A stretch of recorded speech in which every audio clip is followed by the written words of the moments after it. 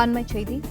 திறந்தவெளி கிடங்குகளில் மழை நீரில் நனைந்து வீணாகும் நெல் மூட்டைகளை பாதுகாக்காமல் தாவேகா அரசு வேடிக்கை பார்க்கிறது என இபிஎஸ் தெரிவித்துள்ளார். இது தொடர்பான கூடுதல் விவரங்களை எமது செய்தியாளர் பிரகாஷ் வழங்க கேட்கலாம். வணக்கம் பிரகாஷ், இது குறித்த கூடுதல் விவரங்கள். கடந்த சில நாட்களுக்கு முன்பு தஞ்சாவூர் மாவட்டம் கும்பகோணத்தை அடுத்த பட்டீஸ்வரம் மற்றும் அதன் சுற்றுவட்டார பகுதிகளில் திறந்தவெளி சேமிப்பு கிடங்குகளில் வைக்கப்பட்டிருந்த சுமார் 50,000 முதல் 1,00,000 வரையிலான நெல் மூட்டைகள் மழையில் நனைந்து சேதமடைந்ததாக செய்திகள் வந்தது. இந்த செய்திகளை சுட்டிக்காட்டிதான் தற்போது அதிமுக பொதுச் செயலாளர் எடப்பாடி பழனிசாமி அறிக்கையை விடுத்திருக்கிறார்.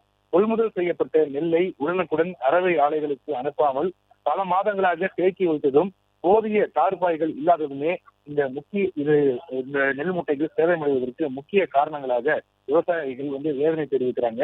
இந்த பாதிக்கப்பட்ட இந்த நெல் மூட்டைகளை அமைச்சர்கள் பார்வையிட்டதாக செய்திகள் வருகிறது. அமைச்சர்கள் பார்வையிடுவதால் மட்டுமே விவசாயிகள் குறைகள் தீர்ந்து விடாது. அறுவடை செய்யப்பட்டிருக்கக்கூடிய நெல்முனைகளை பாதுகாக்க முறையான நடவடிக்கைகளை இந்த அரசானது மேற்கொள்ள வேண்டும் என்று எடப்பாடி பழனிசாமி வலியுறுத்தியிருக்கிறார். தமிழகத்தில் இருக்கக்கூடிய அனைத்து திறந்தவெளி நெல் கொள்முதல் நிலையங்களிலும் குடோன்கள் அமைக்க உடனடி நடவடிக்கைகளை இந்த அரசு மேற்கொள்ள வேண்டும்.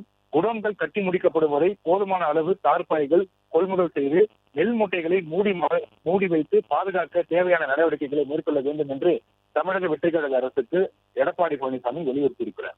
பிளே ஸ்டோர் மற்றும் ஆப் ஸ்டோரில் இருந்து பாலிமர் செயலியை QR கோடு மூலம் பதிவிறக்கம் செய்யுங்கள். செய்திகளை உடனுக்குடன் பெறுங்கள்.